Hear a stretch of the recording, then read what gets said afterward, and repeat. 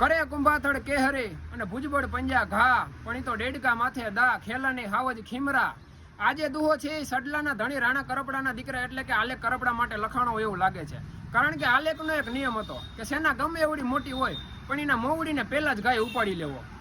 ભાડલાની અંદર લાખા ખાચરને જસો ગીડો અને વિકો ગીડો બે હડલાનું ધણ વારવા માટે પ્રેરિત કરે છે અને લાખા ખાચરના માન્યતા એવા ઉકાને લાખા ખાચરનો આખો વેશ પહેરાવે છે અને હડલાનું ધણ વારે છે. જ્યારે આલેખ કરપડાને આ ખબર પડે છે ત્યારે તે પોતાના પિતા એટલે કે રાણા કરપડાને પૂછે છે કે આ લાખા ખાચરની નિશાની શું, અને નિશાની લઈને ધણની વારે ચડે છે અને પહેલા જ ગાયે લાખા ખાચરનો વેશ લઈને બેઠેલા ઉકાને ઉડાડે છે અને જસા ગીડાને વિકા ગીડાની યોજના સંપૂર્ણ થાય છે અને તે ધણને મૂકીને લાખા ખાચરને લઈને ભાડલા રવાના થાય છે.